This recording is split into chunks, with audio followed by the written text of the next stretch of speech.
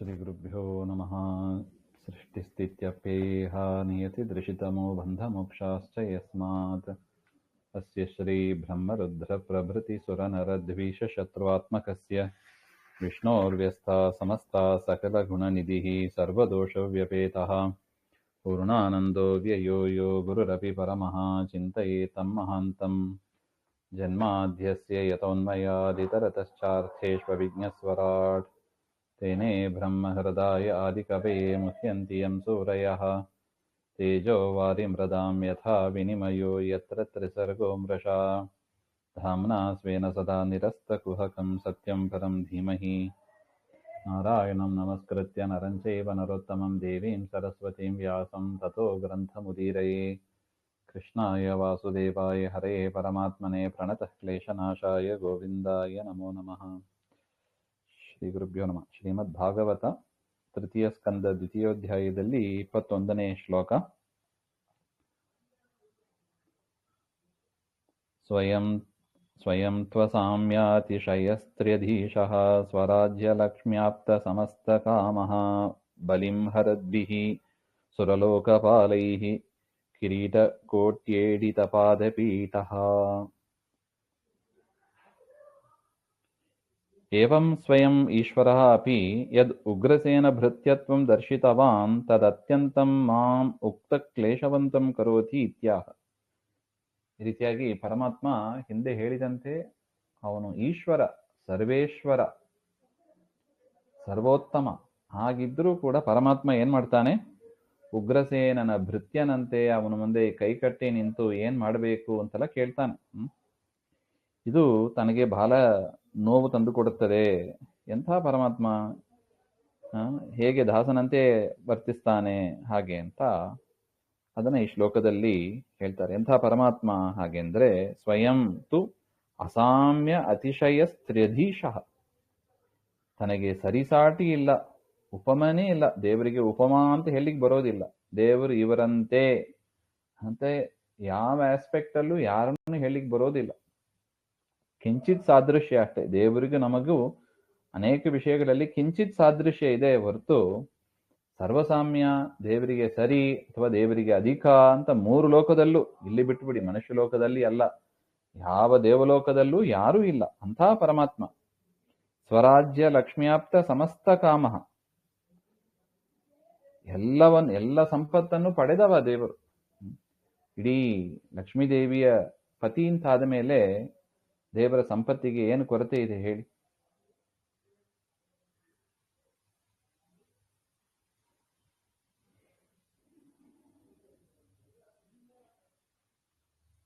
ಬಲಿಂ ಹರದ್ಭಿಃ ಸುರಲೋಕಪಾಲೈಃ. ಈ ಲೋಕಪಾಲಕರು ಇದ್ದಾರಲ್ಲ, ನಾವು ಅವತ್ತು ನೋಡಿದ್ದೀವಿ. ಇಂದ್ರ, ಅಗ್ನಿ, ಯಮ, ನಿವೃತ್ತಿ, ವರುಣ, ವಾಯು, ಪ್ರಭಾವಾಯು, ಕುಬೇರ, ಚಂದ್ರ ಮತ್ತು ರುದ್ರದೇವರು, ಇವರೆಲ್ಲ ಲೋಕಪಾಲಕರು. ಗರುಡ, ಶೇಷ ಹಾಗೆ ಅಂತ 10 ಲೋಕಪಾಲಕರು. ಅವರೆಲ್ಲರೂ ಕೂಡ ಏನ್ ಮಾಡ್ತಾರೆ, ತಮ್ಮ ಕಪ್ಪ ಕಾಣಿಕೆಗಳನ್ನ, ತಮ್ಮ ಬಲಿಂ ಹರದ್ಭಿಹಿ, ಆ ಕರ, ಆ ಟ್ಯಾಕ್ಸ್ ಅಂತ ಏನಿದೆ, ಆ ಕರವನ್ನ ಪೂಜಾ ರೂಪವಾಗಿ ಅಥವಾ ಪೂಜೆ ಅದನ್ನ ಪರಮಾತ್ಮನಿಗೆ ಸಮರ್ಪಣೆ ಮಾಡ್ತಾ ಇದ್ದಾರೆ. ಯಾರು? ಇಡೀ ಲೋಕಪಾಲಕರು. ಹಾಗಿರುವಾಗ ದೇವರು ಸಾಕ್ಷಾತ್ ಈಶ್ವರ ಅಂತವನು ಉಗ್ರಸೇನನ ಮುಂದೆ ಈ ತರ ದಾಸನಂತೆ ವರ್ತಿಸೋದು ಅದು ಆಶ್ಚರ್ಯ, ದುಃಖಕರ ಅಂತ ಹೇಳ್ತಾರೆ. ಅದರಿಂದ ಇಲ್ಲಿ ಪರಮಾತ್ಮ ಅಂದ್ರೆ ಎಂತವ ಅಂತ ಪರಮಾತ್ಮನ ಮಹಿಮೆಯನ್ನ ವರ್ಣನೆ ಮಾಡ್ತಾ ಇದ್ದಾರೆ ಉದ್ಧವ. ತತ್ತಸ್ಯ ಕೈಂಕರ್ಯಮಲಂಭೃತಾನ್ನೋ ವಿಗ್ಲಾಪಯತ್ಯಂಗ ಯದುಗ್ರಸೇನಂ ತಿಷ್ಟನ್ನಿಷನ್ನಂ ಪರಮೇಷ್ಠಿ ದಿಷ್ಣ್ಯೇ ನ್ಯಬೋಧಯದ್ದೇವ ನಿಧಾರಯೇತಿ. ಈ ರೀತಿಯಾಗಿ ಪರಮಾತ್ಮ ಇದ್ದರೂ ಕೂಡ ದೊಡ್ಡ ಸಿಂಹಾಸನದಲ್ಲಿ ಎತ್ತರದಲ್ಲಿ ಉಗ್ರಸೇನ ಕೂತಿರ್ತಾನೆ.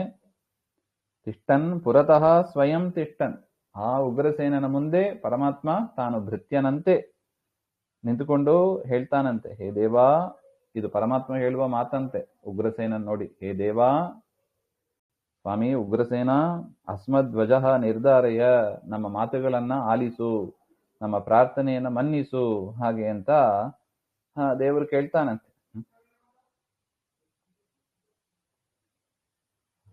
ಅಸ್ಮದ್ವಚಃ ನಿರ್ಧಾರಯ ಹಾಗೆ ಹಾಗೆ ಅಂತ ವಿಜ್ಞಾಪನೆ ಮಾಡ್ಕೋತಾನೆ. ಆ ಪರಮಾತ್ಮನ ಮಾತು ಇದಲ್ಲ. ಕೃಷ್ಣಸ್ಯ ಕೈಂಕರ್ಯಂ ದಾಸತ್ವಂ ಉಪಾಗತಾನ್ ಪ್ರಾಪ್ತಾನ್ ನಹ ಅಸ್ಮಾನ್. ಏ ಅಂಗ ವಿದುರನೇ ವಿಗ್ಲಾಪಯತಿ. ಇದು ನಮಗೆ ಭಾರಿ ದುಃಖ ತಂದು ಕೊಡುತ್ತದೆ. ಪರಮಾತ್ಮ ಅವನನ್ನು ಅರ್ಥ ಮಾಡಿಕೊಳ್ಳೋದೇ ಕಷ್ಟ. ಮತ್ತೆ ಈ ಘಟನೆಯನ್ನೆಲ್ಲ ಹೇಗೆ ಅರ್ಥ ಮಾಡಿಕೊಳ್ಳೋದು ನಾವು? ಹಾಗೆಂದ್ರೆ ಅಸುರ ಜನ ಮೋಹಾಯವ ಯಾದವರೇ ಬರೀತಾರೆ. ಇದೆಲ್ಲ ಕೇವಲ ಅಸುರ ಜನ ಮೋಹಕ್ಕಾಗಿ ಪರಮಾತ್ಮ ಈ ತರ ವಿಡಂಬನೆ ಮಾಡೋದು. ಲೋಕಪಾಲಕರು ತಂದು ಪೂಜೆ ಮಾಡೋದು ಎಲ್ಲಿ? ಸ್ವಾಮಿ ತಾನು ನಿಂತುಕೊಂಡು ಉಗ್ರಸೇನನ ಮುಂದೆ ವಿಜ್ಞಾಪನೆ ಮಾಡಿಕೊಳ್ಳೋದು ಎಲ್ಲಿದೆ? ಅಥವಾ ಭಕ್ತ ವಾತ್ಸಲ್ಯ ಪ್ರದರ್ಶನಾಯ ವೇದಂ, ಭಕ್ತರ ಮೇಲೆ ಇರತಕ್ಕ ವಾತ್ಸಲ್ಯ, ಅದರಿಂದ ಪರಮಾತ್ಮ ತೊಂಡರಿಗೆ ತೊಂಡನಾಗಿ ಅಂತ ದಾಸರು ಹೇಳ್ತಾರೆ ನೋಡಿ, ಪುರಂದರದಾಸರು. ತೊಂಡರಿಗೆ ತೊಂಡನಾಗಿ ಸಂಚರಿಸುವನು ಹೂವ ತರುವರ ಮನೆಗೆ ಅಂತ. ಆತರ ದೇವರು ಯಾಕೆ ಮಾಡ್ತಾನ? ತೊಂಡರಿಗೆ ತೊಂಡ ಅಂತ ಹೇಳಿದ ಕೂಡ್ಲೆ ಓ ದೇವರು ಸರ್ವೋತ್ತಮ ಅಲ್ಲ ಅಂತ ಮತ್ತೆ ಭ್ರಮೆ ಬಂದ್ಬಿಡುತ್ತದೆ. ಹಂಗ ತಿಳ್ಕೋಬಾರದು. ಪಾಂಡವರ ಮನೆಯಲ್ಲಿ ಕುದುರೆಗಳನ್ನೆಲ್ಲ ತುಳಿತಾನೆ. ರಾಜಸು ಯಾಗದಲ್ಲಿ ಆ ಬ್ರಾಹ್ಮಣರು ಊಟ ಮಾಡಿದೆ ಎಂಜಲು ಎಲೆಗಳನ್ನೆಲ್ಲ ತೆಗಿತಾನೆ ಅಂತ ಪುರಾಣಗಳಲ್ಲಿ ಉಲ್ಲೇಖ ಇದೆ ನೋಡಿ. ಮತ್ತೆ ಉಗ್ರಸೇನನ ಮುಂದೆ ಕೈ ಕಟ್ಟಿ ನಿಂತುಕೊಂಡು ವಿಜ್ಞಾಪನೆ ಮಾಡ್ತಾನೆ. ಇದನ್ನೆಲ್ಲ ಹೇಗೆ ಅರ್ಥ ಮಾಡಿಕೊಳ್ಳೋದು ನಾವು? ಹಾಗೆಂದ್ರೆ ಭಕ್ತವಾತ್ಸಲ್ಯ ಪ್ರದರ್ಶನಾಯ. ಪಾಂಡವರು ಅಂದ್ರೆ ನನಗೆ ಪ್ರಿಯರು, ಉಗ್ರಸೇನ ಭಕ್ತರು ಅಂದ್ರೆ ನನಗೆ ಪ್ರಿಯ ಎಂಬುದನ್ನ ತೋರಿಸ್ಕೊಳ್ಳುವುದಕ್ಕಾಗಿ ಅಂತ ಒಂದು ಅರ್ಥ. ಇನ್ನೊಂದು ಅಸುರ ಜನ ಇದನ್ನ ನೋಡಿ ಮೋಹ ಪಡಲಿ ಹಾಗೆ ಅಂತ. ಓ ಇವನೇನು ಅಷ್ಟು ದೊಡ್ಡ ವ್ಯಕ್ತಿ ಇಲ್ಲ ಅನಿಸ್ತದೆ ನೋಡಿ, ಅಂತ ಸಣ್ಣ ಸಣ್ಣ ಕೆಲಸಗಳನ್ನ ಮಾಡ್ತಾನೆ, ಹೇಗೆ ವಿಜ್ಞಾಪನೆ ಮಾಡ್ಕೋತಾನೆ, ಇವನು ದೊಡ್ಡವನಲ್ಲ, ರಾಜನಾಗಿ ಇರ್ಲಿಕ್ಕಿಲ್ಲ ಹಾಗೆ ಅಂತ ರಾಜಸರು ತಾಮಸರು ಭ್ರಮಿಸ್ತಾರೆ. ಅವರು ಅದಕ್ಕಾಗಿ ಪರಮಾತ್ಮ ಮಾಡ್ತಾನೆ ಅಂತ ನಾನು ಚಿಂತನೆ ಮಾಡ್ತೇನೆ ಅಂತ ಉದ್ಧವರು ಹೇಳ್ತಾ ಇದ್ದಾರೆ. ಅಹೋ ಭಕೀಯಂ ಸ್ತನಕಾಲಕೂಟಂ ಜಿಘಾಂಸಯ ಪಾಯಯದಪ್ಯಸಾಧ್ವಿ ಲೇಭೆ ಗತಿಂ ಧಾತೃಚಿತಾಂ ತತೋನ್ಯಂ ಕಂ ವಾ ದಯಾಲುಂ ಶರಣಂ ವ್ರಜೇಮ. ಎಂಥ ದಯಾಳು ನೋಡಿ ಪರಮಾತ್ಮ. ಸ್ವಭಾವತಃ ಭಕ್ತಾನಾಂ ಪ್ರಾಮಾದಿಕಂ ಅಪರಾಧಂ ಉಪೇಕ್ಷ್ಯ. ಏನೋ ತಮ್ಮ ಭಕ್ತರು ಗೊತ್ತಿಲ್ಲದೆ ಏನೋ ಅಪರಾಧಗಳನ್ನ ಮಾಡ್ತಾರೆ, ಅದನ್ನ ದೊಡ್ಡದಾಗಿ ದೇವರು ತೆಗೆದುಕೊಳ್ಳೋದಿಲ್ಲ. ಅದನ್ನು ಉಪೇಕ್ಷೆ ಮಾಡಿ ಮೋಕ್ಷಮೇವ ದದಾತಿ, ಮೋಕ್ಷವನ್ನೇ ಕೊಡ್ತಾನೆ ಹಾಗೆ ಅಂತ. ಈಗಾಗಲೇ ಅನೇಕ ಉದಾಹರಣೆ ನಿನ್ನೆಲ್ಲ ನೋಡಿದ್ದೀವಿ. ಇನ್ನೊಂದು ಉದಾಹರಣೆಯನ್ನ ಇಲ್ಲಿ ಹೇಳ್ತಾ ಇದ್ದಾರೆ. ಭಕ್ಷಣೆ ದಾತೋರ್ ಬಕಿ ಅಂದ್ರೆ ಭಕ್ಷಣಶೀಲ. ಭಕ್ಷಣ ಅಂದ್ರೆ ತಿನ್ನುವುದು ಅಂತ ಅರ್ಥ. ಏನೋ ದ್ರಾಕ್ಷಿ ಗೋಡಂಬಿ ತಿನ್ನೋದು ಅಂತ ಅಲ್ಲ. ಇಡೀ ಋಷಿಗಳನ್ನೇ ಇಡೀ ಜನರನ್ನೇ ನುಂಗಾಕೋದು ಅಂಥವಳು ಯಾರು? ತಾಟಕ ಅಂತ ಅರ್ಥ. ಸಂಸರ್ಗೇನೆ ಶಿಶು ಮಾರಿಕ. ಯಾರ್ಯಾರು ಶಿಶುಗಳು ಸಣ್ಣ ಸಣ್ಣ ಮಕ್ಕಳು ಅಂತ ಇರ್ತಾರೆ, ಕಂಸನ ಪ್ರೇರಣೆಯಂತೆ ಅವರು ಆ ಸಣ್ಣ ಸಣ್ಣ ಮಕ್ಕಳನ್ನೆಲ್ಲ ತಿಂತಾ ಬಂದಳು ಅವಳು. ಯಾರು? ಪೂತನ ಅಂತ. ಕೃಷ್ಣಾವತಾರದಲ್ಲಿ ಅವಳೇ ಪೂತನ. ಹಿಂದೆ ಯಾರು ರಾಮಾಯಣ ಕಾಲದಲ್ಲಿ ಯಾರು ತಾಟಕವಾಗಿದ್ದಳು ಅವಳೇ ಕೃಷ್ಣಾವತಾರದಲ್ಲಿ ಊರ್ವಶಿ, ಇವರು ಪೂತನ. ಅತೇವ ಸಾಧ್ವಿ. ಆ ಪೂತನೆಯಲ್ಲಿ ಊರ್ವಶಿ ಅಪ್ಸರ ಸ್ತ್ರೀ ಇದ್ದಾರಲ್ಲ ಅವರು ಸಾತ್ವಿಕ ಜನರು. ಸಾಧ್ವಿಯಾದ ಊರ್ವಶಿ ಪ್ರವಿಷ್ಟರಾಗಿದ್ದಾಳೆ. ಅದರಿಂದ ಪೂತನ ಶರೀರದಲ್ಲಿ ಇಬ್ರು, ತಾಟಕೆಯೂ ಇದ್ದಾಳೆ, ಊರ್ವಶಿಯೂ ಇದ್ದಾರೆ, ಜೀವದ್ವಯ ಹಾಗೆ ಅಂತ. ಅಂತ ಪೂತನ ಆ ಕೃಷ್ಣನನ್ನ ಕೊಲ್ಲಬೇಕು ಅಂತ ಎದೆಗೆ ವಿಷವನ್ನ ಅಪ್ಪಿಕೊಂಡು ಆ ಎದೆ ಹಾಲನ್ನ ಕುಡಿಸ್ಬೇಕು ಅಂತ ಬಂದ್ರೆ ಕೃಷ್ಣ ಏನ್ ಮಾಡ್ಬೇಕು? ಅವಳನ್ನ ಸಂಹಾರ ಮಾಡಿ, ಆ ವಿಷ ಕೊಟ್ಟ ಪೂತನೆಯನ್ನ ಸಂಹಾರ ಮಾಡಿ ಅವಳಲ್ಲಿದ್ದ ಊರ್ವಶಿಗೆ ಸದ್ಗತಿಯನ್ನೇ ಕೊಡ್ತಾನಂತೆ ನೋಡಿ. ಯದ್ಯಪಿ ತನ್ನನ್ನು ಕೊಲ್ಲಬೇಕು ಅಂತ ಬಂದವರು ಎಂಥ ಕರುಣೆ ತೋರಿಸ್ತಾನೆ ಪರಮಾತ್ಮ. ಕರುಣಾ ತಥೋನ್ಯಂ ಕಂವಾ ಶರಣಂ ವ್ರಜೇಮ. ನಾನಿನ್ನು ಯಾರಿಗಾಗಿ ನಾನು ಶರಣು ಹೋಗ್ಲಿ? ಇಂಥ ಕರುಣಾಶಾಲಿಯಾದ ಕರುಣಾಮೂರ್ತಿಯಾದ ಪರಮಾತ್ಮ ಇರುವಾಗ ಮೋಕ್ಷಕ್ಕಾಗಿ ನಾನು ಯಾರಿಗೆ ಶರಣು ಹೋಗ್ಲಿ? ಮೋಕ್ಷಕ್ಕಾಗಿ ನಾನು ಅವನನ್ನೇ ಶರಣು ಹೋಗ್ತೇನೆ ಹಾಗೆ ಅಂತ ಉದ್ಧವರ ಅಭಿಪ್ರಾಯ. ಮನ್ಯೇ ಸುರಾನ್ ಭಾಗವತಾಂಸ್ತ್ರ್ಯಧೀಶೇ ಸಂಭ್ರಂಭ ಮಾರ್ಗಾಭಿನಿವಿಷ್ಟ ಚಿತ್ತಾನ್ ತೇ ಸಂಯುಗೆ ಚಕ್ಷತ ತಾರ್ಕ್ಷಪುತ್ರ್ಯಾಂ ಸೇ ಸುನಾಭಾಯುಧಮಾಪತಂತಂ. ನನು ಭಾಗವತಾನೇವ ಗೃಹ್ಣಾತಿ ಬಲ್ಯಾದೀನಾಂ ಅಸುರಾಣಾಂ ಭಗವದ್ ಅನುಗ್ರಹ ಭಾಗಿತ್ವಂ ನ ಸ್ಯಾತ್ ತೇಷಾಂ ಅಸುರಯೋನಿತ್ವೇನ. ಅಲ್ಲ, ಪರಮಾತ್ಮ ಯಾರನ್ನ ಅನುಗ್ರಹ ಮಾಡ್ತಾನೆ? ಭಾಗವತರನ್ನ ಅನುಗ್ರಹ ಮಾಡ್ತಾನೆ. ಭಾಗವತರು ಅಂದ್ರೆ ಯಾರು? ಭಗವದ್ಭಕ್ತರು ಅಂತ ಅರ್ಥ. ಭಗವದ್ಭಕ್ತರು ದೇವತೆಗಳು, ಋಷಿಗಳು, ಗಂಧರ್ವರು, ಮನುಷ್ಯರಲ್ಲಿ ಉತ್ತಮರು. ಇವ್ರನ್ನೆಲ್ಲ ಅನುಗ್ರಹ ಮಾಡ್ತಾನೆ. ಹಾಗಿರುವಾಗ ಬಲಿ ಮುಂತಾದವರು ಅಸುರರು, ಅವರು ಏನಾಗಬೇಕು? ಭಗವದ್ ಅನುಗ್ರಹ ಭಾಗಿತ್ವಂ ನ ಸ್ಯಾತ್. ಅವರಿಗೆಲ್ಲ ಭಗವಂತನ ಅನುಗ್ರಹ ಅಂತ ಆಗಬಾರದಿತ್ತು. ಭಗವದ್ಭಕ್ತರನ್ನ ಮಾತ್ರ ಅನುಗ್ರಹ ಮಾಡ್ತಾನೆ ಅಂತ ಆದ ಮೇಲೆ ಬಲ್ಯಾದಿಗಳು ಅವರೆಲ್ಲ ಏನು? ಭಗವಂತನ ದ್ವೇಷಿಗಳು. ಸಾಮಾನ್ಯ ಅಸುರರು ಅಂದ್ರೆ ಯಾರು? ಭಗವಂತನ ದ್ವೇಷಿಗಳು. ಅವರಿಗೆ ಭಗವದ್ ಅನುಗ್ರಹ ಆಗಬಾರದಿತ್ತು. ಭಾಗವತತ್ವ ಅಭಾವಾತ್, ಅಲ್ಲಿ ಭಗವದ್ಭಕ್ತಿ ಇಲ್ಲ. ಅದರಿಂದ ಅಸುರ ಯೋನಿತ್ವಂ ಅಪ್ರಯೋಜ ಇತಿ ಶಂಕಾಂ, ಈ ಒಂದು ಶಂಕೆ ಬರುತ್ತದೆ. ಅದರಿಂದ ದೇವರ ಭಕ್ತರಾಗಬೇಕು ಅಂದ್ರೆ ಒಳ್ಳೆಯ ಕುಲದಲ್ಲೇ ಹುಟ್ಟಿರ್ಬೇಕು. ಅಸುರರಾಗಿಲ್ಲ ಹುಟ್ಟಿದ್ರೆ ದೇವರ ಅನುಗ್ರಹ ಆಗೋದಿಲ್ಲ ಅಂತ ಮೇಲ್ನೋಟಕ್ಕೆ ಒಂದು ಶಂಕೆ ಬರುತ್ತದೆ. ಅದಕ್ಕೆ ಉದ್ಧವರು ಹೇಳ್ತಾ ಇದ್ದಾರೆ, ಅಸುರಯೋನಿತ್ವಂ ಅಪ್ರಯೋಜಕಂ. ಅಸುರಯೋನಿ, ಅಸುರರಾಗಿ ಹುಟ್ಟಿದ್ದಾರೆ, ಅದೆಲ್ಲ ಅಪ್ರಯೋಜಕ, ಅದೆಲ್ಲ ಉಪಯೋಗ ಇಲ್ಲ. ಭಾಗವತತ್ವೇ ಭಕ್ತಿರೇವ ಪ್ರಯೋಜಿಕ. ಭಾಗವತರು ಅಂದ್ರೆ ಯಾರು? ಅವರು ಯಾವುದೇ ಯೋನಿಯಲ್ಲಿ ಹುಟ್ಟಿರ್ಲಿ, ಯಾವುದೇ ಜಾತಿ, ಯಾವುದೇ ಪ್ರಾಣಿಯಾಗಿ ಎಲ್ಲೇ ಹುಟ್ಟಿರ್ಲಿ, ಭಕ್ತಿ ಇದ್ರೆ ಅವರು ಭಾಗವತರು ಅಷ್ಟೇ. ಅದರಿಂದ ಭಕ್ತಿರೇವ ಪ್ರಯೋಜಕ, ಭಕ್ತಿಯೇ ಅಲ್ಲಿ ಪ್ರಯೋಜಕವಾದದ್ದು ಹೊರತು ಶರೀರ ಅಲ್ಲ, ಜಾತಿ ಅಲ್ಲ, ಯಾವುದೂ ಅಲ್ಲ. ಭಕ್ತಿ ಇದ್ರೆ ಆಯ್ತು. ಭಕ್ತಿಮತ್ವಾದ್ ಭಾಗವತ ಏವ ಇತ್ಯಾಶಯನ. ಅದರಿಂದ ಭಕ್ತಿ ಇರಬೇಕಷ್ಟೆ. ಭಕ್ತಿ ಇದ್ದವರು ಭಾಗವತರು ಎಂಬ ಅಭಿಪ್ರಾಯದಲ್ಲಿ ಈ ಶ್ಲೋಕ ಹೊರಟಿದೆ. ಮನ್ಯೆ ಇತಿ.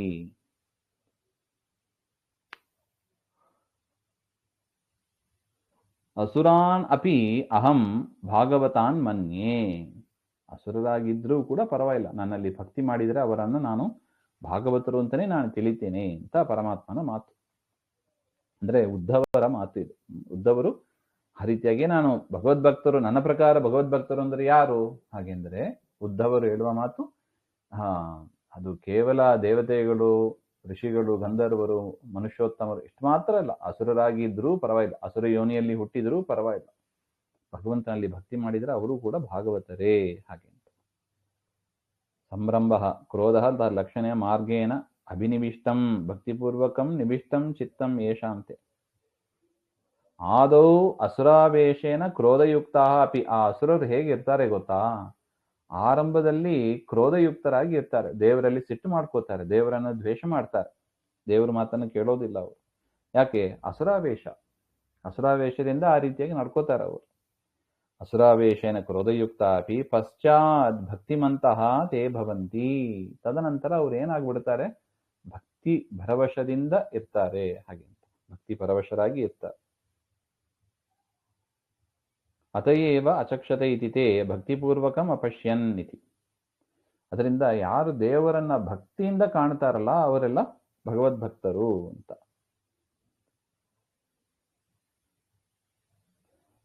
ಅವರು ಯದ್ಯಪಿ ದೇವರ ಜೊತೆಗೆ ಯುದ್ಧ ಮಾಡ್ತಾರೆ, ಯುದ್ಧ ಮಾಡಿದ್ರೂ ಕೂಡ ಆ ಚಕ್ರಾಯುಧವನ್ನ ಬಿಡುವಾಗ ದೇವರನ್ನ ಕಾಣ್ತಾರೆ. ದೇವರನ್ನ ಹೆಂಗ್ ಕಾಣ್ತಾರೆ? ತಾರ್ಕ್ಷ್ಯ ಕಶ್ಯಪಸ್ಯ ಪುತ್ರ ಗರುಡ. ಪರಮಾತ್ಮ ಗರುಡಾರೂಢನಾಗಿ ಬಂದಿರ್ತಾನೆ ಚಕ್ರವನ್ನ ಬಿಡ್ಲಿಕ್ಕೆ. ಸುನಾಭಂ ಚಕ್ರಾಯುಧಂ, ಕೈಯಲ್ಲಿ ಚಕ್ರ ಹಿಡ್ಕೊಂಡು ಬಂದಿರ್ತಾನೆ. ಅತ್ರ ಅಸುರಾನ್, ಸಾಮಾನ್ಯ ಉಕ್ತಿಯ ಭಗವಂತಂ ಪಶ್ಯತಾಂ ಸರ್ವೇಷಾಂ ಅಸುರಾಣಾಂ. ಅಂದ್ರೆ ಕೆಲವು ಅಸುರರು ಏನ್ ಮಾಡ್ತಾರೆ? ಕೈ ಆಯುಧ ಹಿಡ್ಕೊಂಡು ಬಂದ್ರು ದ್ವೇಷ ಮಾಡ್ತಾರೆ. ಆದ್ರೆ ಕೆಲವರು ಏನ್ ಮಾಡ್ತಾರೆ? ಆಯುಧವನ್ನ ನೋಡಿ ದ್ವೇಷೀನಾಮಪಿ ಮುಕ್ತಿ ಪ್ರಸಂಗಾತ್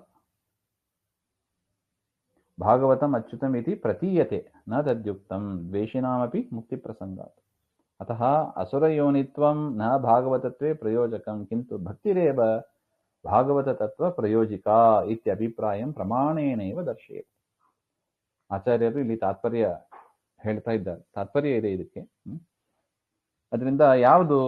ಅಸುರರಾಗಿ ಹುಟ್ಟಿದ್ರೂ ಪರವಾಗಿಲ್ಲ, ದೇವರಲ್ಲಿ ಯಾರು ಭಕ್ತಿ ಮಾಡ್ತಾರೆ ದೇವರು ಅವರನ್ನ ಅನುಗ್ರಹ ಮಾಡ್ತಾನೆ. ಮತ್ತು ಅಸುರರು ದ್ವೇಷ ಮಾಡ್ತಾರಲ್ಲ ಹಾಗೆ ಅಂದ್ರೆ ಹೌದು, ಆಯುಧವನ್ನ ಹಿಡ್ಕೊಂಡು ಗರುಡಾರೂಢನಾಗಿ ಬಂದಾಗ ದ್ವೇಷ ಮಾಡೋದು ಹೌದು, ಆದರೆ ತದನಂತರ ಅವರು ಭಕ್ತಿಯನ್ನೇ ಮಾಡ್ತಾರೆ ಅಂತ ನೋಡಿ. ಆ ಶ್ಲೋಕ ಭಾಗವತ ತಾತ್ಪರ್ಯದ್ದು.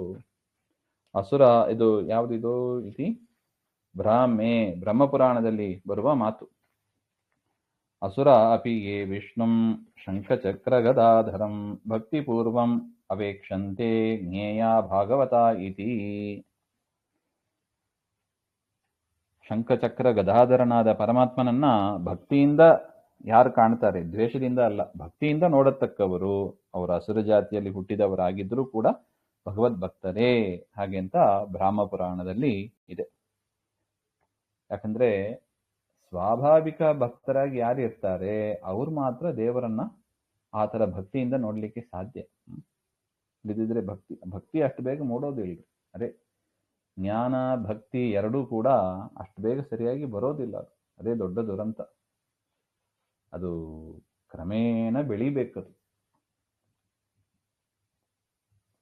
ಅದರಿಂದ ಅಸುರ ಯೋನಿಯಲ್ಲಿ ಜ್ಞಾನ ಭಕ್ತಿಯಾದಿಗಳು ಇದ್ದರೂ ಕೂಡ ಅವರು ಭಗವದ್ಭಕ್ತರೇ ಅಂತ ಈ ಪ್ರಮಾಣದ ಪ್ರಕಾರ ಸ್ಪಷ್ಟ ಆಗ್ತದೆ ನೋಡಿ. ಇನ್ನು ವಿದ್ವಿಷಂತಿ ತು ಯೇ ವಿಷ್ಣುಂ ಋಷಿಪುತ್ರ ಅಪಿ ಸ್ಫುಟಂ ಅಸುರಾಸ್ತೇಪಿ ವಿಜ್ಞೇಯ ಗಚ್ಚಂತಿ ನ ಸದಾ ತಮಃ. ಇನ್ನು ಕೆಲವರು ಋಷಿಕುಮಾರರು ಇರ್ತಾರೆ, ಅವ್ರೇನಾಗಿರ್ತಾರೆ, ವಿಷ್ಣು ದ್ವೇಷಿಗಳಾಗಿ ಇರ್ತಾರೆ. ಅವರು ಋಷಿಕುಮಾರರೇ ಆಗಿದ್ರೂ ಕೂಡ ವಿಷ್ಣು ದ್ವೇಷಿಗಳಾಗಿದ್ರೆ ಅವರನ್ನ ಅಸುರರು ಅಂತಾನೆ ತಿಳಿಯಬೇಕು. ಸುರರ ಪಂಕ್ತಿಯಲ್ಲಿ ಅವ್ರನ್ನ ಸೇರಿಸುವಂತೆ ಇಲ್ಲ, ಒಳ್ಳೆಯ ಜನರ ಪಂಕ್ತಿಯಲ್ಲಿ ಅವರನ್ನು ಸೇರಿಸಬಾರದು. ಅಸುರ ಅಂದ್ರೆ ಏನು, ಒಳ್ಳೆಯವರಲ್ಲ ಅಂತ ಅರ್ಥ ಅಷ್ಟೆ. ಅವರು ಋಷಿಕುಮಾರರಾಗಿ ಇದ್ರೂ ಕೂಡ ಅವರು ಒಳ್ಳೆಯವರು ಅಂತ ಅಸುರರು ಅಂತಾನೆ ತಿಳಿಬೇಕು. ಯಾಕೆ, ಅವರು ಸದಾ ತಮೋಗುಣ ಭೂಯಿಷ್ಠರಾಗಿ ಇರ್ತಾರೆ ಅಂತ ಅರ್ಥ. ಅದರಿಂದ ಸಾತ್ವಿಕ ಸ್ವಭಾವದವರು ಅಂತ ಗುರುತಿಸೋದು ಹೇಗೆ, ಭಗವದ್ಗೀತೆಯಲ್ಲಿ ನಾವು ಇದನ್ನು ನೋಡಿದ್ದೀವಿ. ಯಾರು ದೇವರಲ್ಲಿ ಭಕ್ತಿ ಮಾಡ್ತಾರೆ ಅವರು ಸಾತ್ವಿಕರು, ಯಾರು ದೇವರಲ್ಲಿ ದ್ವೇಷ ಮಾಡ್ತಾರೆ ಅವರು ತಾಮಸ ಸ್ವಭಾವದವರು ಅಂತ ಅದೇ ಮಾನದಂಡ. ಅದನ್ನು ಸರಿಯಾಗಿ ನಾವು ಮೆಷರ್ಮೆಂಟ್ ಸರಿಯಾಗಿ ತಿಳ್ಕೋಬೇಕು. ಇನ್ನು ಕೆಲವರಿದ್ದಾರೆ ನೋಡಿ, ಮೊದಲು ಭಾಗವತರು ಯಾರು ಅಂತ ಹೇಳಿಬಿಟ್ರು. ಅಸುರರಾಗಿದ್ದರೂ ಕೂಡ ದೇವರನ್ನ ಭಕ್ತಿಯಿಂದ ಕಾಣುವವರು ಭಗವದ್ಭಕ್ತರು. ಇನ್ನು ಅಸುರರು ಯಾರು ಹಾಗೆಂದ್ರೆ ಋಷಿಕುಮಾರರಾಗಿದ್ದರೂ ಕೂಡ ದೇವರಲ್ಲಿ ಭಕ್ತಿ ಇಲ್ಲ, ದೇವರಲ್ಲಿ ದ್ವೇಷ ಇದೆ, ಹಾಗೆಂದ್ರೆ ಅವ್ರನ್ನ ತಾಮಸರು ಅಂತ ತಿಳಿಬೇಕು. ಇನ್ನು ಮೂರನೇ ಕ್ಯಾಟಗರಿ ನೋಡಿ, ಜೀವದ್ವಯ ಸಮಾಯೋಗಾತ್ ಹಿರಣ್ಯಕಮುಖ ಪರೇ ಭಕ್ತಿ ದ್ವೇಷಾಯುತಾಶ್ಚ ಸ್ಯುಹು ಗತಿರ್ಯೇಷಾಂ ಯಥಾ ನಿಜ. ಇನ್ನು ಈ ಜೀವದ್ವಯ ಸಮಾಯೋಗ, ಒಂದೇ ಶರೀರದಲ್ಲಿ ಇಬ್ಬರು ಇರ್ತಾರೆ, ಸಾತ್ವಿಕರು ಇರ್ತಾರೆ, ರಾಜಸರು ಇರ್ತಾರೆ. ಹಿರಣ್ಯಕಶಿಪು ಅವರೆಲ್ಲ ನಾವು ನೋಡ್ತೀವಿ.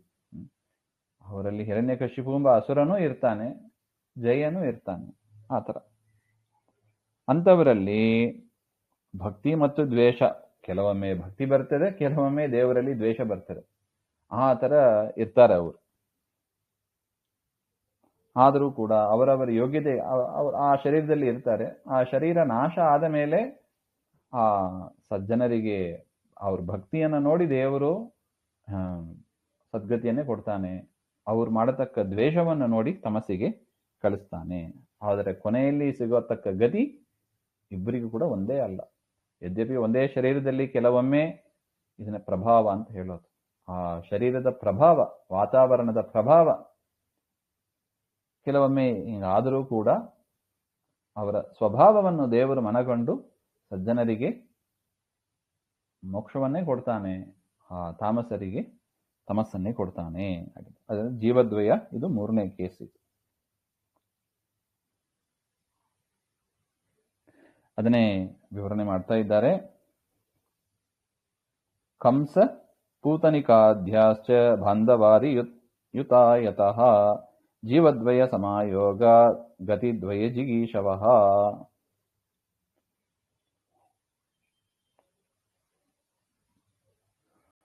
ನೋಡಿ, ಕಂಸನಲ್ಲೂ ಜೀವದ್ವಯ, ಕಾಲನೇಮಿ ಎಂಬ ಅಸುರ ಮತ್ತು ಭೃಗು ಋಷಿಗಳು ಅಂತ ಅಲ್ಲೂ ಕೂಡ ಜೀವದ್ವಯ.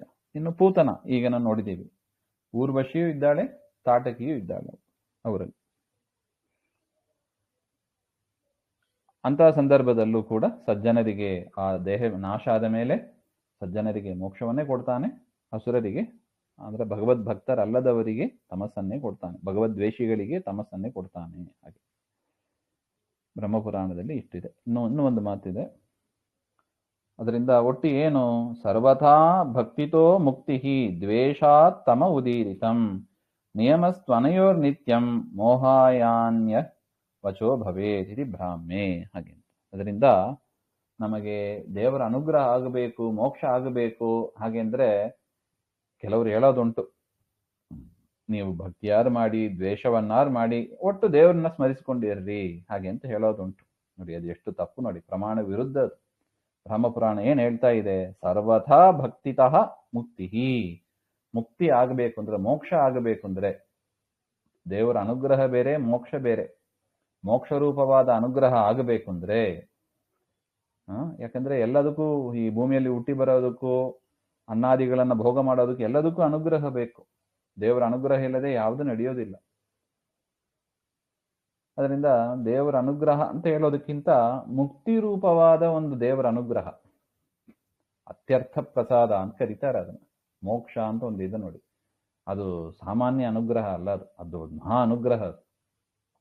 ಇವು ಊಟ ಬಟ್ಟೆ ಮನೆ ಫ್ಯಾಮಿಲಿ ಇದೆಲ್ಲ ಸಾಮಾನ್ಯ ಅನುಗ್ರಹ, ಕಾಮನ್. ಆದರೆ ಮೋಕ್ಷ ಹಾಗಿಲ್ಲ, ಅದು ಮಹಾ ಅನುಗ್ರಹ. ಆ ಮಹಾ ಅನುಗ್ರಹ ಪಡೀಬೇಕು ಅಂದ್ರೆ ಒಂದೇ ಸಾಧನ, ಯಾವುದು? ಭಕ್ತಿ. ದ್ವೇಷದಿಂದ ಎಂದಿಗೂ ಕೂಡ ಮೋಕ್ಷವನ್ನ ಪಡೀಲಿಕ್ಕಾಗಲ್ಲ. ಮತ್ತೆ ಪಡೆದಿದ್ದಾರಲ್ಲ ಶಿಶುಪಾಲ ಅವರೆಲ್ಲ ಅಲ್ಲ, ಜೀವದ್ವಯ ಹಿಂದೆ ಹೇಳಿದಂತೆ ದೇವರು ಅವರ ಮೇಲೆ ಕರುಣೆ ತೋರಿಸಿ ಅವರಲ್ಲಿರುವ ಭಕ್ತಿಯನ್ನು ಮೆಚ್ಚಿಸಿ, ಸ್ವಾಭಾವಿಕವಾದ ಭಕ್ತಿಯನ್ನು ಮೆಚ್ಚಿಸಿ ಅವರಿಗೆ ಅನುಗ್ರಹ ಮಾಡಿದ್ದಾನೆ.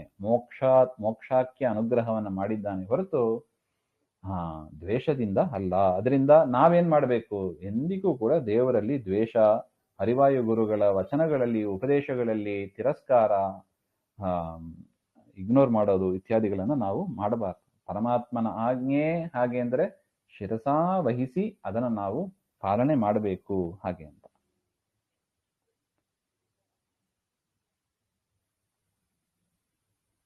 ಅದರಿಂದ ಕೆಲವೊಮ್ಮೆ ದ್ವೇಷದಿಂದಲೂ ಕೂಡ ಮೋಕ್ಷವನ್ನು ಹೊಂದಿದ್ದಾರೆ ಹಾಗೆಂತ ವಾಕ್ಯಗಳು ಸಿಗಬಹುದು. ಆದರೆ ಅದು ಯಾರ ಕೇಸಲ್ಲಿ? ಈ ಜೀವದ್ವಯದ ಕೇಸಲ್ಲಿ. ಅದಲ್ಲಿ ಕೂಡ ಯಾರಿಗೆ? ಸಾತ್ವಿಕರಿಗೆ ಮಾತ್ರ ಅವರಲ್ಲಿರುವ ಸ್ವಾಭಾವಿಕವಾದ ಭಕ್ತಿಯನ್ನ ಪರಿಗಣಿಸಿಯೇ ದೇವರು ಮೋಕ್ಷವನ್ನು ಕೊಡ್ತಾನೆ ಹೊರತು ಎಂದಿಗೂ ಕೂಡ ದ್ವೇಷದಿಂದ ಅಲ್ಲ. ಅದರಿಂದ ದ್ವೇಷದಿಂದಲೂ ಕೂಡ ಮೋಕ್ಷ ಅಂತ ಎಲ್ಲಾರು ವಾಕ್ಯಗಳು ಕಂಡು ಬಂದಿದ್ರೆ ಅದು ಕೂಡ ಮೋಹಾಯ, ಅದು ಕೂಡ ಮೋಹಕ್ಕೆ ಅಂತ ತಿಳಿಬೇಕು ಅಂತ ಈ ಬ್ರಹ್ಮಪುರಾಣದ ಮತ್ತೆ ಎಷ್ಟು ಚೆನ್ನಾಗಿ ರೆಲೆವೆಂಟ್ ಇದು ನೋಡಿ ಕಾಂಟೆಕ್ಸ್ಟಿಗೆ. ಆಚಾರ್ಯರಂತಹ ವಾಕ್ಯಗಳನ್ನ ತೆಗೆದು ಸೇರಿಸ್ಬಿಟ್ಟಿದ್ದಾರೆ ಇಲ್ಲಿ ಭಾಗವತ ತಾತ್ಪರ್ಯದಲ್ಲಿ. ಅದರಿಂದ ಮೋಕ್ಷ ಆಗಬೇಕು, ಮೋಕ್ಷಾಖ್ಯ ಅನುಗ್ರಹ, ಮೋಕ್ಷ ಎನ್ನತಕ್ಕ ಅನುಗ್ರಹವನ್ನು ನಾವು ಪಡೀಬೇಕು ಅಂದ್ರೆ ಭಕ್ತಿಯೇ ಸಾಧನ. ಇನ್ನು ದ್ವೇಷ ಮಾಡಿ ಬೇರೆ ಬೇರೆ ಅನುಗ್ರಹ ಬೇಕಾದ್ರೆ ಏನಾದ್ರು ಪಡ್ಕೋಬಹುದು, ಆದ್ರೆ ಮೋಕ್ಷ ಅಂತೂ ಆಗೋದೇ ಇಲ್ಲ. ಮೋಕ್ಷ ಆಗಬೇಕು, ಮೋಕ್ಷ ಎನ್ನುವ ಅನುಗ್ರಹ ಪಡೆಯಬೇಕು ಅಂದ್ರೆ ಭಕ್ತಿಯಿಂದಲೇ ಸಾಧ್ಯ ಹಾಗೆಂತ ಅರ್ಥ.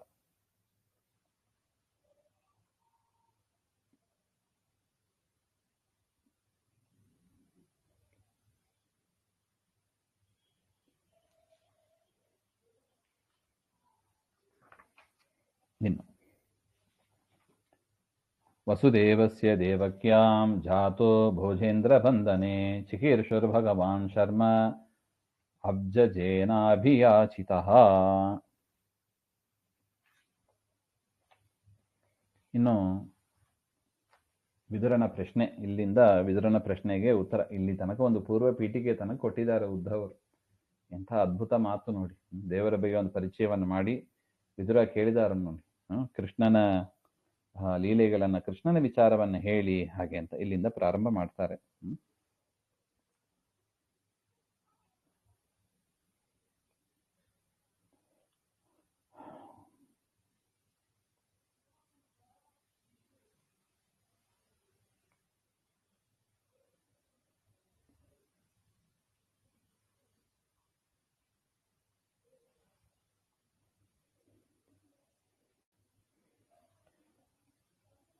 ಸ್ವಯೋಗ್ಯ ಮಾಯಾ ಬಲ ಪ್ರದರ್ಶಕತ್ವಂ ಅಂತ ಹಿಂದೆ ಹೇಳಿದರು. ಪರಮಾತ್ಮ ತನ್ನ ಮಾಯೆಯನ್ನು ತೋರಿಸುವುದಕ್ಕಾಗಿ ಇಂಥ ಶರೀರವನ್ನು ಪಡ್ಕೊಂಡಿದ್ದಾನೆ ಹಾಗೆ ಅಂತ. ಯಾವುದದು ಮನುಷ್ಯರಿಗೆ ತೋರಿಸಿದ ಲೀಲೆಗಳು ಅಂದರೆ ಯಾವುದದು, ಹೇಗೆ ಇರುತ್ತದೆ ಹಾಗೆ ಅಂತ ಆ ಒಂದು ಪ್ರಶ್ನೆ ಬರುತ್ತದೆ. ಅದರಿಂದ ಸ್ವಯೋಗ್ಯ ಮಾಲಾ ಬಲಂ ಇತ್ಯಪೇಕ್ಷಾಯ ತತ್ಸರ್ವಂ ಅಂದರೆ ಕೃಷ್ಣನ ಅವತಾರದಿಂದ ಶುರು ಮಾಡಿ ಭಕ್ತಿಯುಕ್ತರೇಕಾತ್ ಸಂಕ್ಷೇಪತಃ ದರ್ಶಯತಿ, ಅಲ್ಲಿಂದ ಪ್ರಾರಂಭ ಮಾಡಿ ಕೃಷ್ಣನ ಎಲ್ಲ ವೃತ್ತಾಂತವನ್ನು ಸಂಕ್ಷೇಪವಾಗಿ ಇಲ್ಲಿಗೆ ಹೇಳ್ತಾ ಇದ್ದಾರೆ. ನೋಡಿ, ನಾವು ಹಿಂದೆ ನೋಡಿದ್ದೀವಿ ಭಾಗವತ ಸಾರ, ಅದು ಬ್ರಹ್ಮದೇವರ ಬಾಯಿಂದ ಬಂತು. ಚತುಶ್ಲೋಕಿ ಭಾಗವತ ಅಂತ ನಾವು ಹಿಂದೆ ಕೇಳಿದ್ದೀವಿ. ಅದಾದ ಮೇಲೆ ನಾರದರಿಗೆ ಉಪದೇಶ ಮಾಡಿದ್ದು ಭಾಗವತ, ಅನೇಕ ಅವತಾರಗಳ ಪಟ್ಟಿಯನ್ನ ಬ್ರಹ್ಮದೇವರು ಹೇಳಿದ್ರು. ಇಲ್ಲಿಂದ ಪ್ರಾರಂಭ ಆಗೋದು, ಉದ್ಧವರು ಹೇಳೋದು ಇದು ಸಂಕ್ಷೇಪವಾದ ಭಾಗವತ ದಶಮಸ್ಕಂದ. ಕೃಷ್ಣನ ಮಹಿಮೆಯನ್ನ, ಭಾಗವತ ಹೊರಟಿರೋದೇ ಕೃಷ್ಣನ ಮಹಿಮೆಯನ್ನು ತಿಳಿಸೋದಕ್ಕಾಗಿ. ನೋಡಿ, 7 ದಿವಸ ಉಪವಾಸ ಇದ್ದ ಪರೀಕ್ಷಿತ ರಾಜ. ಯಾಕೆ? ಕೃಷ್ಣನ ಕತೆ ಕೇಳಬೇಕು ಅಂತ. ಪರೀಕ್ಷಿತ ರಾಜನ ಪ್ರಶ್ನೆಯೂ ಅದೇ ಇತ್ತು, ಕೃಷ್ಣನ ಕಥೆಯನ್ನು ಹೇಳಿ ಹಾಗೆ ಅಂತ. ಆದರೆ ಶುಕಾಚಾರ್ಯರು ಅದರ ಆರಂಭದಲ್ಲಿ ಹೇಳಲೇ ಇಲ್ಲ. ಅದು ಶುಕಾಚಾರ್ಯರು ಪ್ರಾರಂಭ ಮಾಡೋದು ಯಾವಾಗ? ಎಲ್ಲ ಅವತಾರಗಳನ್ನು ಹೇಳಿ ಇನ್ನೇನು 6ನೇ ದಿವಸನೋ 7ನೇ ದಿವಸನೋ ಆ ದಶಮಸ್ಕಂದ ಪ್ರಾರಂಭ ಮಾಡಿದರು ಅವರು. ಅಷ್ಟು ಬೇಗ ಸಿಗೋದಿಲ್ಲ ಕೃಷ್ಣನ ಕತೆ ಹಾಗೆ ಅಂತ. ಅದರಿಂದ ಇಲ್ಲಿ ಆರಂಭದಲ್ಲಿ ಉದ್ಧವರ ಮುಖಾಂತರ ಸಂಕ್ಷೇಪವಾಗಿ ಪರಮಾತ್ಮ ಕೃಷ್ಣನ ಲೀಲೆಗಳನ್ನ, ಯಾತಕ್ಕಾಗಿ ಕೃಷ್ಣ ಆ ಶರೀರವನ್ನು ತೆಗೆದುಕೊಂಡ, ಕೃಷ್ಣನಾಗಿ ಯಾಕೆ ಅವತಾರ ಮಾಡಬೇಕಾಗಿತ್ತು, ಅದರ ಒಂದು ಪರಿಚಯವನ್ನ ಮಾಡ್ತಾ ಇದ್ದಾರೆ. ಕೃಷ್ಣನ ಅವತಾರದಿಂದ ಶುರು. ವಸುದೇವಸ್ಯ ದೇವಕ್ಯಾಂ ಜಾತಃ, ವಸುದೇವ ದೇವಕಿಯರಲ್ಲಿ ಪರಮಾತ್ಮ ತಾನು ಅವತಾರವನ್ನು ತಾಳ್ತಾನೆ. ಎಲ್ಲಿ? ಭೋಜೇಂದ್ರ ಬಂಧನೆ. ಅವರು ಭೋಜೇಂದ್ರ ಅಂದ್ರೆ ಕಂಸ ಅವ್ರನ್ನ ಕಾರಾಗೃಹದಲ್ಲಿ ಇಟ್ಟಿದ್ದ. ಆ ಕಾರಾಗೃಹದಲ್ಲಿ ವಸುದೇವ ದೇವಕಿಯರು ಇರುವಾಗ ಕೃಷ್ಣನ ಅವತಾರ ಅಲ್ಲೇ ಆಯಿತು. ಚಿಕೀರ್ಷು ಭಗವಾನ್ ಚರ್ಮ. ವಸುದೇವ ತಮ್ಮ ತಂದೆ ತಾಯಿ ವಸುದೇವ ದೇವಕಿಯರಿಗೆ ಆನಂದವನ್ನು ಕೊಡಬೇಕು ಅಂತಾನೆ ಪರಮಾತ್ಮ ಅವತಾರ ಮಾಡಿತ್ತು. ಅವರಿಗೆ ಆನಂದವನ್ನು ಕೊಡಬೇಕು, ಕಂಸಾದಿಗಳನ್ನ ಸಂಹಾರ ಮಾಡಬೇಕು ಎಂಬ ಅದಕ್ಕಾಗಿಯೇ ಅಬ್ಜೇನ ಅಭಿಯಾಚಿತ. ಕೃಷ್ಣನ ಅವತಾರದ ಇನ್ನೊಂದು ಉದ್ದೇಶ ಬ್ರಹ್ಮಾದಿಗಳ ಪ್ರಾರ್ಥನೆ. ಬ್ರಹ್ಮಾದಿಗಳು ಪರಮಾತ್ಮನಲ್ಲಿ ಪ್ರಾರ್ಥನೆ ಮಾಡಿದ್ರಂತೆ, ನೀನು ಕೃಷ್ಣನಾಗಿ ಅವತಾರ ಮಾಡಿ ಕಂಸಾದಿಗಳನ್ನೆಲ್ಲ ಸಂಹಾರ ಮಾಡಬೇಕು ಹಾಗೆ ಅಂತ. ಅದಕ್ಕಾಗಿಯೂ ಕೂಡ ಪರಮಾತ್ಮ ಅವತಾರ ಮಾಡಿದ್ದು ಅಂತ 2 ಕಾರಣ ಹೇಳ್ತಾರೆ. ಒಂದು, ತಂದೆ ತಾಯಿಗಳಿಗೆ ಸುಖವನ್ನು ಕೊಡಬೇಕು ಹಾಗೆ ಅಂತ, ಮತ್ತೆ ಬ್ರಹ್ಮದೇವರ ಪ್ರಾರ್ಥನೆಯನ್ನು ಮನ್ನಿಸಿ ಕಂಸಾದಿಗಳನ್ನ ಸಂಹಾರಕ್ಕಾಗಿ ಹಾಗೆ ಅಂತ. ಆಮೇಲೆ ಏನಾಯ್ತು? ತಥೋ ನಂದವ್ರಜಂ ಇತಃ ಪಿತ್ರಾ ಕಂಸಾತ್ ವಿಬಿಭ್ಯತ ಏಕಾದಶ ಸಮಸ್ತತ್ರ ಗೂಢಾರ್ಚಿಃ ಸಬಲೋ ವಸತ್ ಹಾಗೆಂತ. ವಿಚಾರವನ್ನೆಲ್ಲ ಮತ್ತೆ ಸೇರಿದಾಗ ನೋಡೋಣ. ಸರ್ವಗುಣ ಸಂಪೂರ್ಣ ಸರ್ವದೋಷ ವಿವರ್ಜಿತ ಪ್ರಿಯತಾಂ ಪ್ರೀತೇವಾಲಂ ವಿಷ್ಣುರ್ಮೆ ಪರಮ ಸೂರತ್ ಶ್ರೀಮಧ್ವಾಂತರ್ಗತ ಶ್ರೀಕೃಷ್ಣ ಅರ್ಪಣಮಸ್ತು. ಶ್ರೀಹರೇ ನಮಃ.